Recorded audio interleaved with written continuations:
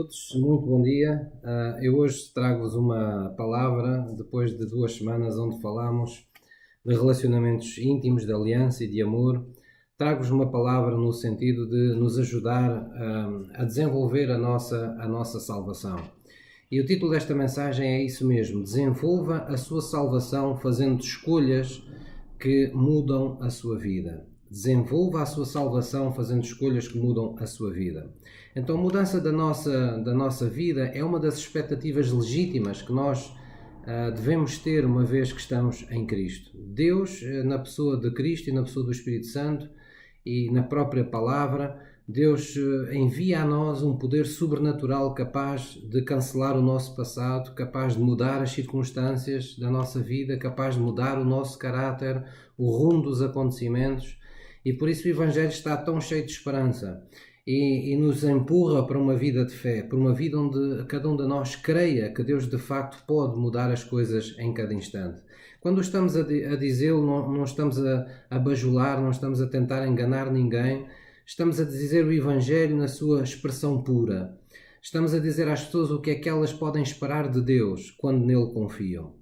Então, tal como um casamento não acontece no dia da sua cerimónia, mas começa no dia da cerimónia e depois precisa de ser desenvolvido, precisa ser construído passo a passo, por meio de um relacionamento de aliança, também quando nós entregamos a vida a Jesus, a nossa salvação não acontece. Não significa que não precisamos fazer mais nada na vida para sermos pessoas salvas. Não, a nossa salvação começa nesse dia. A vida de salvo começa nesse dia.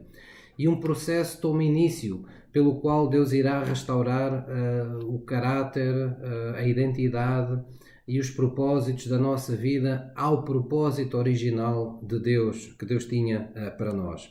Então, de igual maneira, nós precisamos de desenvolver a nossa vida cristã, pois Deus mudou a nossa natureza e concedeu-nos uma medida de fé no dia que entregamos a nossa vida a Jesus, pelo que agora precisamos de facto de compreender que temos com Deus de desenvolver a nossa salvação. Há uma passagem muito feliz nisso que nos ajuda e eu gostava de ler para vocês, que está em Filipenses 2, no capítulo 2, versículo 12. E o apóstolo Paulo estava falando aos Filipenses e disse-lhes o seguinte: de sorte que, meus amados, assim como sempre obedecestes, não só na minha presença, mas muito mais agora na minha ausência, assim também operai a vossa salvação com temor e com tremor. Porque Deus é o que opera em vós, tanto o querer como o efetuar, segundo a sua boa vontade. Então o apóstolo Paulo aqui exorta-nos a nós operarmos a nossa salvação. Noutras Bíblias diz: desenvolvei a vossa salvação. Então nos dá a entender que a salvação é qualquer coisa que tem um começo e nós precisamos de desenvolvê-la.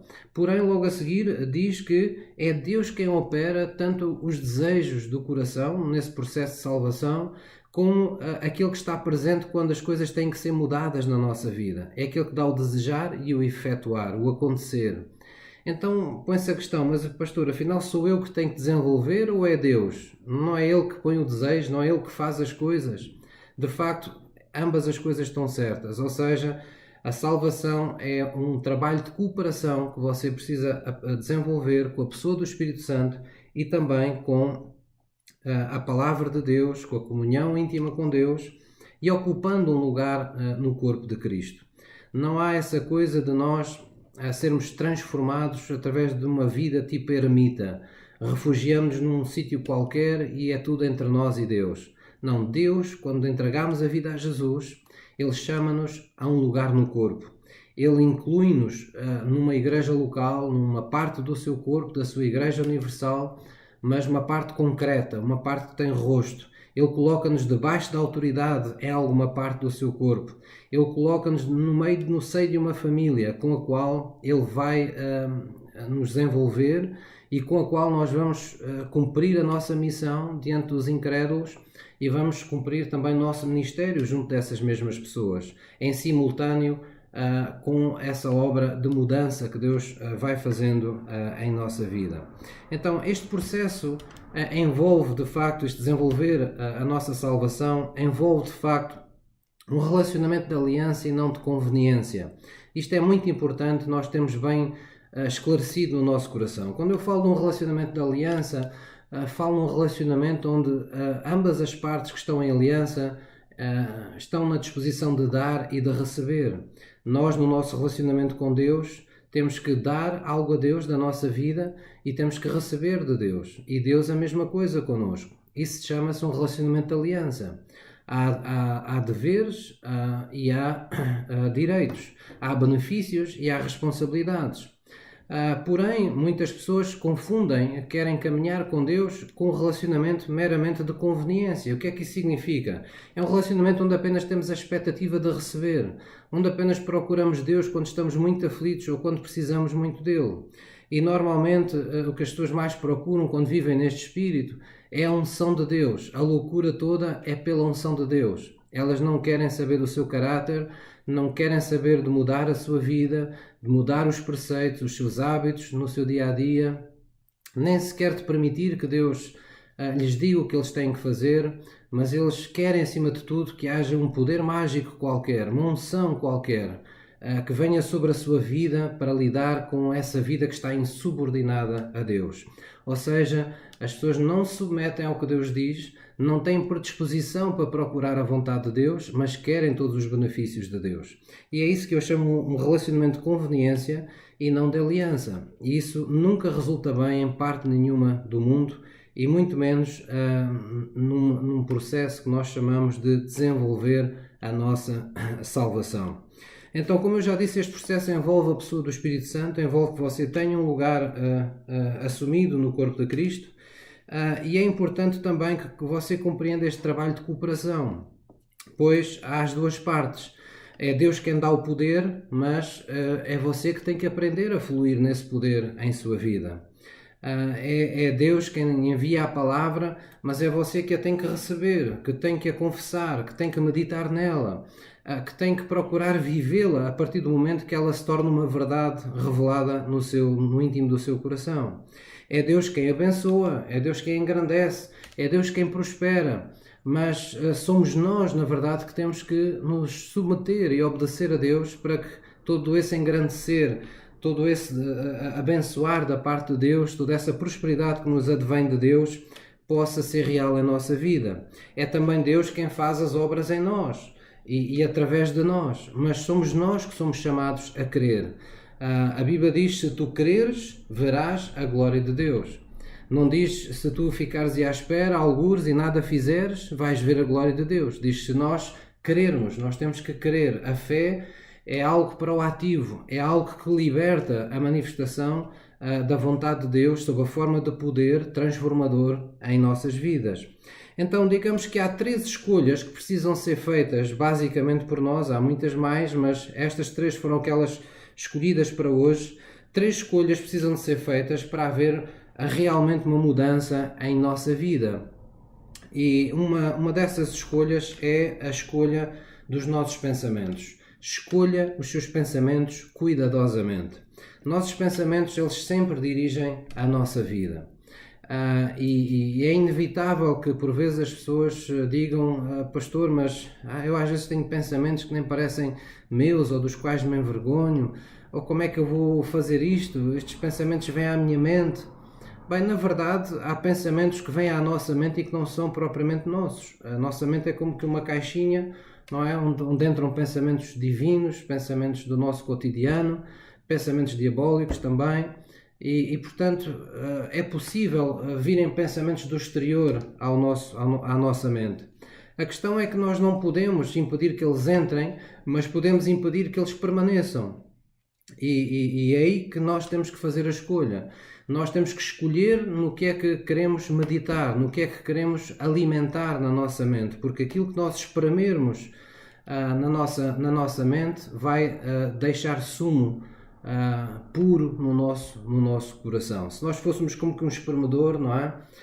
Se nós espremermos laranjas, vamos dizer assim, na nossa mente, sumo de laranja vai ficar retido no nosso coração. Portanto, tudo aquilo que a gente se detém a pensar e a alimentar na nossa mente, enfim, último, acaba por condicionar as nossas crenças, as nossas convicções e aquilo que nós verdadeiramente acabamos por fazer e por seguir em nossa vida. Então eu arriscar-me a vos dizer que nós não somos quem pensamos que somos. Você não é quem você pensa que é. Você é aquilo que pensa. Parece a mesma coisa, mas não é. Eu vou-lhe explicar melhor. Por vezes as pessoas pensam que são pessoas de fé, pensam que são pessoas muito boas, pensam que são pessoas que sempre perdoam, pensam que são pessoas que já praticam tudo da Bíblia, mas na prática o que elas fazem acaba demonstrando aquilo que elas pensam. As pessoas acabam sempre fazendo aquilo que creem, e aquilo que creem acaba sempre por ser um reflexo daquilo que elas pensam. Então você não é a pessoa que pensa que é, você é exatamente aquilo que você pensa. E é por isso que a mudança da nossa vida acompanha, digamos, a renovação do nosso entendimento. É isso que a palavra de Deus nos diz. Eu gostava de vos ler essa passagem em Romanos 12, versículo 2, e diz assim, falando ao cristão, diz: não se conformem ou não vos conformeis com este mundo, mas sejam transformados pela renovação do vosso entendimento, para que possais experimentar qual é a boa, agradável e perfeita vontade de Deus. Então, se nós queremos experimentar a boa, perfeita e agradável vontade de Deus, nós temos que adequar, sintonizar o nosso pensar com a forma de pensar de Deus. Temos que deixar que Ele renove o nosso entendimento para que nós possamos experimentar aquilo que Ele nos preparou em Cristo. Então, se não experimentarmos ainda coisas boas de Deus, não significa que Deus não as tenha para nós, significa apenas que nós ainda não alcançamos essa experiência na fé de poder fruir das coisas que Deus já nos preparou em Cristo. Então, não é por acaso que o cristianismo começa com arrependimento. Arrependimento, não sei o que você pensa sobre ele, mas eu vou-lhe dizer o que é que a Bíblia diz acerca do arrependimento. O arrependimento fala de uma mudança de mentalidade. Fala de que nós temos que abandonar a nossa maneira de pensar antiga, baseada sobretudo nos nossos sentidos, na tradição, nas experiências passadas da nossa vida, e temos que começar a ter uma inclinação na nossa mente para as coisas que o Espírito de Deus nos revela, para as coisas que o Espírito de Deus nos dá revelação e entendimento. Temos que deixar que Deus ilumine, utilizando uma linguagem bíblica, que Deus ilumine o nosso entendimento a partir dos pensamentos de Deus. Ou seja, que Deus muda a nossa perspectiva que temos acerca da vida, acerca de nós, acerca dos desafios da nossa vida, dos outros. E quando isso acontece, quando nós temos consciência que tínhamos uma maneira de estar, uma maneira de falar, uma maneira de agir, ou íamos num determinado sentido na nossa vida, mas agora vamos num sentido completamente oposto por causa do que Deus nos revelou, ou por causa daquilo que Deus fez em nossa vida, então nós dizemos que estamos a viver uma vida de arrependido. Então nós precisamos de entender que há mudança na nossa vida quando há renovação do nosso entendimento.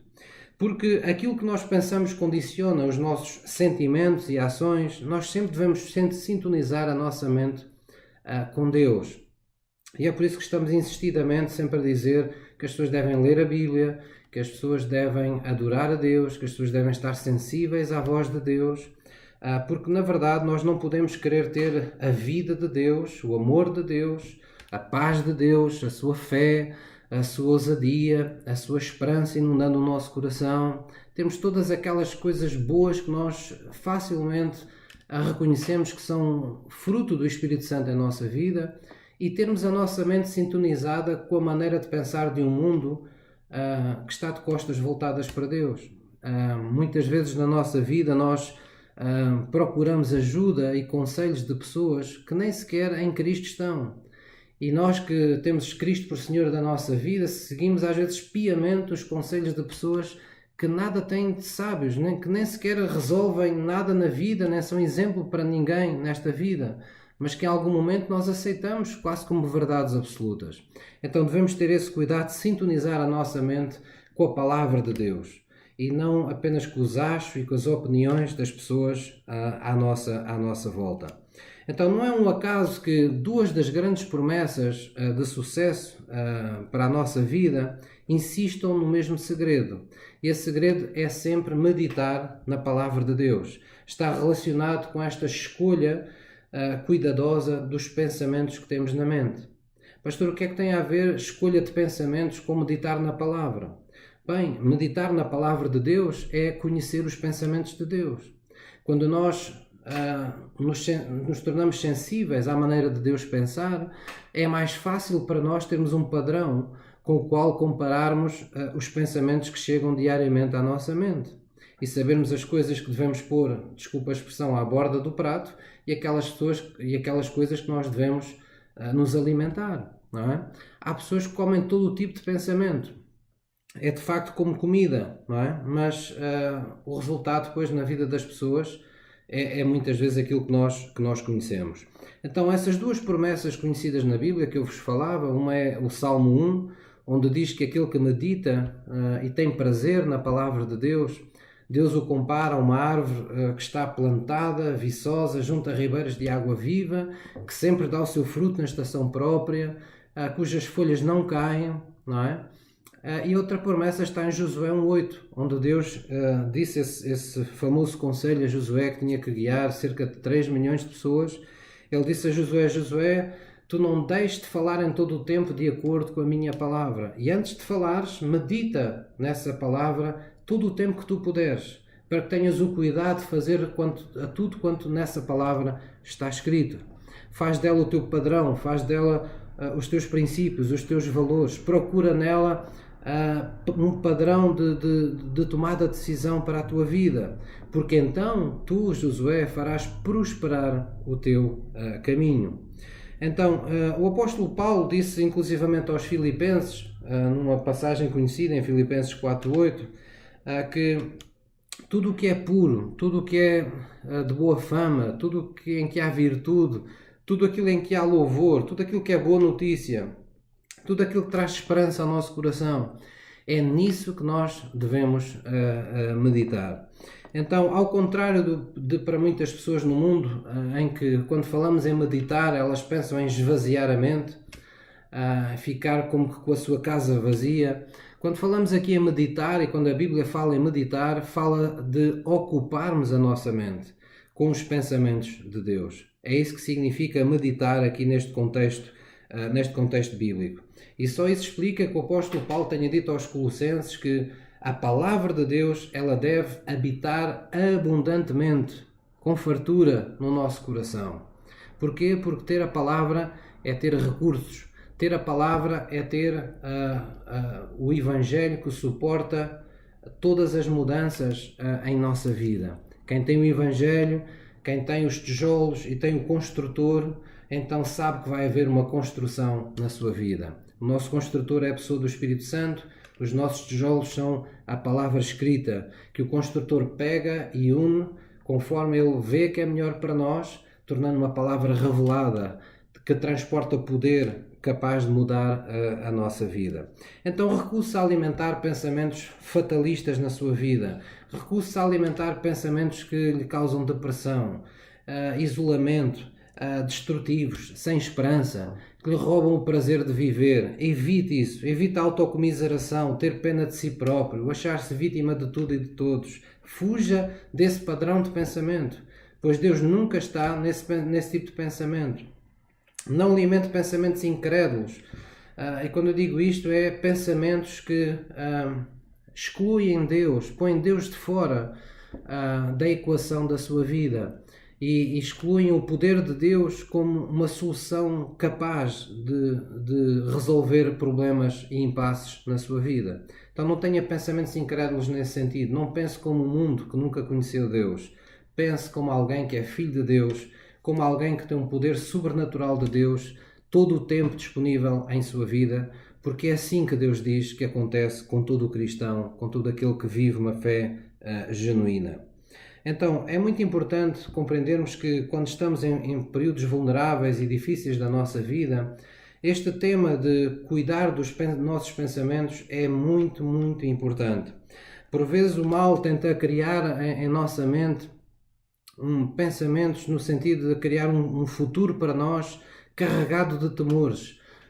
É como se houvesse uma sombra que está sempre sobre a nossa vida, sobre todos os passos que nós damos na nossa vida. E nós não podemos permitir que isso aconteça, não é? É como se, na verdade, esse mal nos convencesse que existem problemas, existem impasses na nossa vida que não têm solução. E, portanto, isso acaba por converter as contrariedades em fatalidades e acaba por criar um clima de medo e acaba por fazer de cada um de nós como que um realizador, não é? Que faz filmes de terror, cenários de terror, uns atrás dos outros para a sua vida.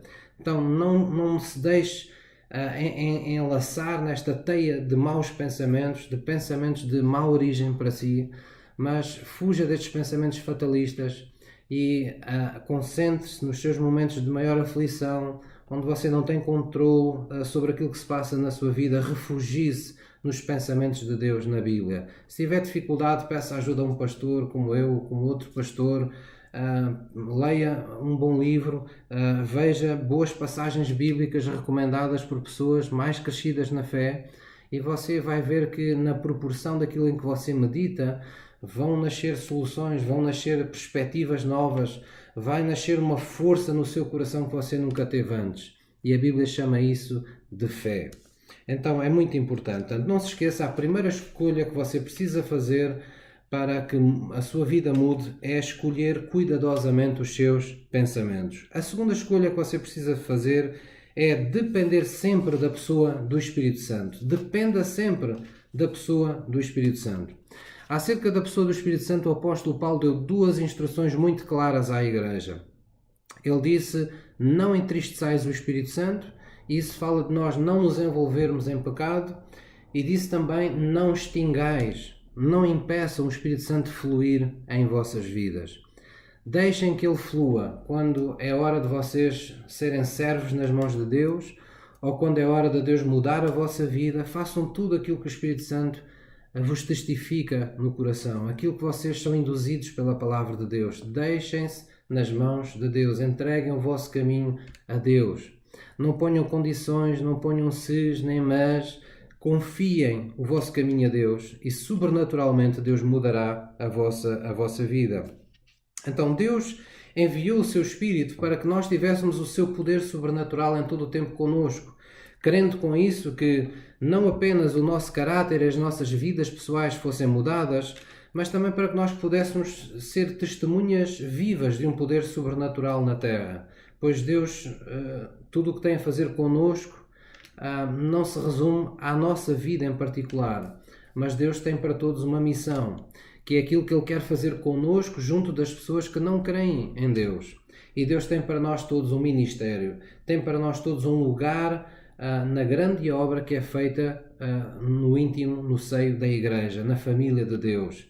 Há muitas coisas que precisam de ser desenvolvidas na Igreja, há muita obra de restauração e de crescimento espiritual, e Deus precisa dos crentes juntos para que isso aconteça, para que essa obra aconteça, para que a sua noiva, que é a Igreja, possa crescer sem mácula, sem mancha alguma, e se torne perfeita como Deus é, e seja vista na Igreja a glória de Deus. Então tudo isto é importante, por tudo isto é importante que você dependa sempre da pessoa do Espírito Santo. Nós precisamos do Espírito de Deus porque há muitos momentos da nossa vida em que nós temos aquilo que é conhecido como um ângulo morto. Imagino quando as pessoas vão conduzindo um carro, um caminhão, seja o que for, há um determinado ângulo na estrada em que nós olhamos para o espelho retrovisor e não vemos ninguém vindo do nosso lado, mas há ali um pequeno ângulo em que um carro já pode estar ao nosso lado e nós não conseguimos ver, nem olhando para o lado, nem olhando para o espelho retrovisor. Mas isso não significa que o carro não esteja lá. Há manobras de estacionamento que às vezes pedimos ajuda a alguém que está connosco para ver se nós podemos chegar um pouco mais atrás, um pouco mais àquele lado ou outro. Porquê? Porque são ângulos que estão mortos, são ângulos que não estão visíveis para nós. Nós precisamos de ajuda nesses ângulos. Ora, a pessoa do Espírito Santo veio para ser esse ajudador. Quando nós estamos a passar no meio de uma tempestade ou no meio de um grande nevoeiro na nossa vida, isto claro em termos figurados, e precisamos de ver coisas que não estamos a ver, o Espírito Santo é aquela pessoa que clarifica, que traz discernimento, que traz revelação, que traz uma palavra de sabedoria ou de conhecimento, ou para nos explicar o porquê de coisas que nos aconteceram, ou para nos dizer as coisas que temos que fazer quando mais ninguém as sabe.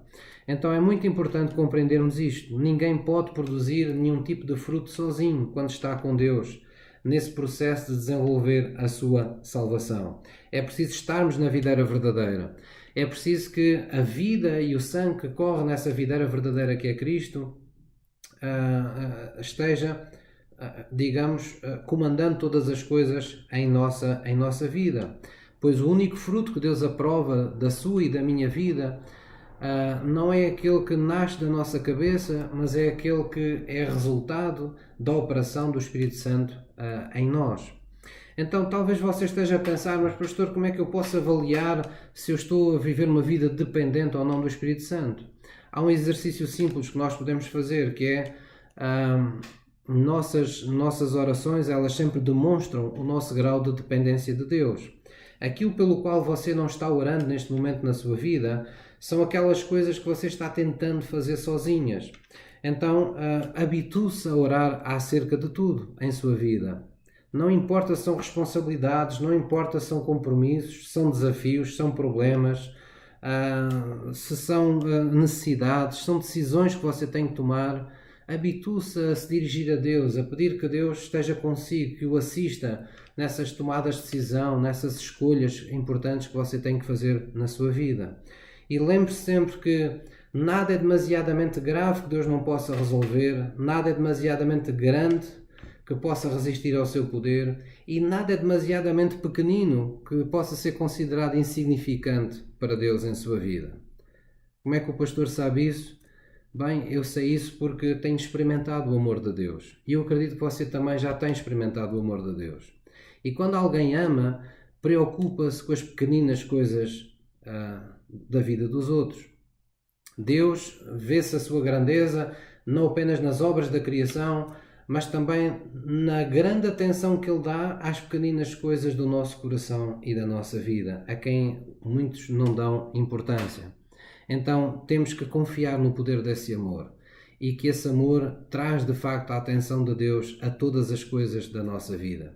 Mas nós temos que ter a coragem de o procurar. Procurá-lo já é um sinal de fé. Pedir-lhe conselho, pedir-lhe ajuda já é algo que o agrada, porque estamos a contar com Ele para dirigir em tudo a nossa vida.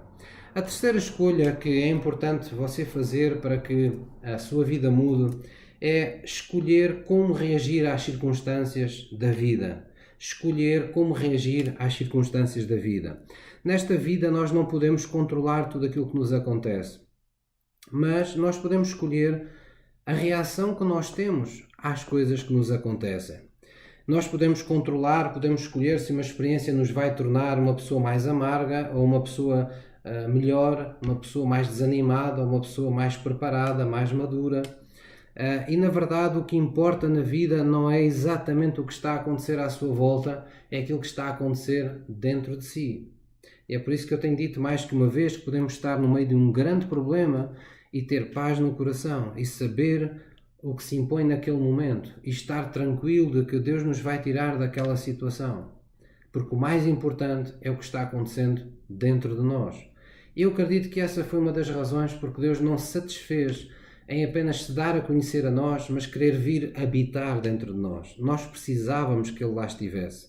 Nós precisávamos de não estar absolutamente sós nos momentos mais difíceis da nossa vida. E por isso Ele promete habitar no contrito do coração. Ele promete estar presente no coração daquele que o ama.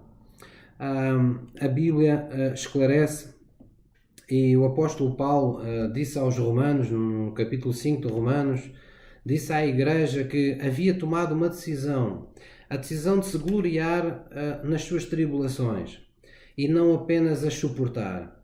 E porquê? Porque ele via em cada tribulação da sua vida não uma mera fatalidade, mas uma oportunidade que ele tinha para descobrir em sua fraqueza quão grande Deus era em sua vida. Na verdade, eu arrisco-me a dizer-vos que Deus aprecia muito os momentos de impossibilidade e dificuldade extrema da nossa vida, porque essas são as reais oportunidades que Deus tem para mostrar o seu poder sobrenatural em nossa vida. Afinal, quem precisaria de milagres se tudo fosse humanamente possível? E são os milagres que revelam o amor e o poder sobrenatural de Deus a todos nós. Então digamos que aquilo que para nós parece ser o fim último, ou uma linha ténue que nos separa do fracasso, é para Deus o grande palco, onde Ele pode demonstrar o seu poder e nos dar aquilo que nós chamamos um testemunho. Ou seja, passarmos a ter uma experiência pessoal a partir da qual nós nos tornamos ainda mais fortes, mais capazes, mais confiantes em Deus, de que Ele está connosco e de que Ele vela sobre a sua palavra para a fazer cumprir nas nossas vidas. Então, há uns anos atrás, já foi uns anos largos, quando eu estava a estudar aqui, em Lisboa, estive uma vez perto de uma universidade que não era até a minha, uma universidade de economia, e havia, acho que do lado lá da estrada, uma extensão da universidade, eu não me recordo exatamente a quem era atribuída esta frase, mas estava um busto, uma estátua, que tinha lá uma frase que eu li e fixei até os dias de hoje. E o que ela diz é basicamente isto: se eu não temo o erro, é porque estou na disposição de o corrigir. E isto para mim abençoou muito desde aquela altura. Se eu não temo os erros da minha vida, se eu não tenho medo deles, é porque eu estou na disposição de os corrigir. Eu estou preparado para me tornar mais forte a partir deles, para tirar lições da vida a partir deles. E na verdade isso é o tema desta escolha: escolher como reagir às circunstâncias da vida. Nós podemos considerar momentos difíceis da nossa vida como tempos perdidos, momentos perdidos, desperdiçados, ou podemos considerar como momentos muito importantes, porque nos ensinaram coisas que nos prepararam para aquilo que viria mais tarde. Então, esse é o objetivo. Há um episódio na Bíblia com o qual eu gostava de terminar esta palavra, que está em Gênesis 50, no versículo 20, e que já é a história final, já é o momento final da história de um homem que foi José do Egito. Um jovem que, depois de ter determinados sonhos e ter compartilhado antes tempo com os seus irmãos, foi traído pelos seus irmãos, foi colocado num buraco, foi vendido como escravo, enfim, passou por uma série de dificuldades. Depois foi preso injustamente por um crime de adultério que não cometeu, e passou longos anos da sua vida pagando consequências do mal que outros lhe fizeram. No entanto, durante todo aquele tempo de prova, este homem, José do Egito, nunca se deixou definir em seu caráter, em sua personalidade, pelo mal que lhe fizeram. Ele nunca foi procurar, por assim dizer, ao desejo de vingança, força para viver. Ele nunca se deixou vencer pelos ressentimentos. Ele era um homem temente a Deus. Ele era alguém que se fortalecia em Deus, que acreditava que Deus tinha um plano para a sua vida, tinha propósitos pelos quais valia a pena estar vivo, porque Deus iria cumprir em sua vida. E na verdade foi isso que aconteceu. Depois de muitas voltas, ele chega a número 2 do Egito, logo abaixo do faraó. Era o homem que tinha nas suas mãos o poder de decidir e de dar e distribuir as coisas do faraó. E eis que, por ironia do destino, ou sabemos nós pela palavra de Deus, que por plano de Deus, aqueles mesmos irmãos que o traíram, um dia, sem saber que aquele irmão que eles tinham vendido como escravo era o número 2 do Egito, vão ao Egito buscar ajuda, e quem lá está à espera deles? O seu irmão, numa posição de autoridade, com todas as riquezas do Egito aos seus pés. E quando ele ali tinha tudo para se poder vingar, ele deixa palavras que até aos dias de hoje permanecem como um testemunho vivo de como nós devemos verdadeiramente escolher como reagir às circunstâncias, mesmo quando elas são muito más em nossa vida.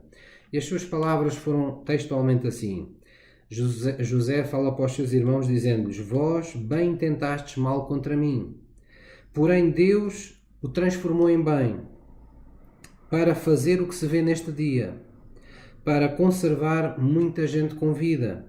Agora, pois, não temais, eu vos sustentarei a vós e a vossos filhos. Então havia uma grande fome no Egito. Toda aquela gente estava por um fio, à beira das suas últimas refeições, e de repente José apanha-se naquela posição de autoridade e ele percebe, não, eu cheguei até aqui porque foi vontade de Deus. Era preciso que eu tivesse estofo no meu caráter para ocupar este lugar. E agora que eu tenho todos os recursos na minha mão, eu não vou ser instrumento do mal. Eu vou abençoar aqueles que me amaldiçoaram. Eu vou orar por aqueles que me desejaram mal. Eu vou fazer bem àqueles que desejaram mal na minha vida. Então ele mostra aqui a grandeza do caráter de Deus e mostra que um homem, que uma pessoa verdadeiramente mudada por Deus, como ela pode ser uma bênção para todos nesta vida. É esse certamente o seu desejo, é esse o meu desejo, o desejo de todos nós. Vamos ficar com esta palavra de fortalecimento e vamos fazer estas escolhas que mudam todos os dias um pouco mais a nossa vida. Escolha os seus pensamentos, escolha como reagir às circunstâncias da sua vida e escolha depender sempre da pessoa do Espírito Santo. Que Deus vos abençoe.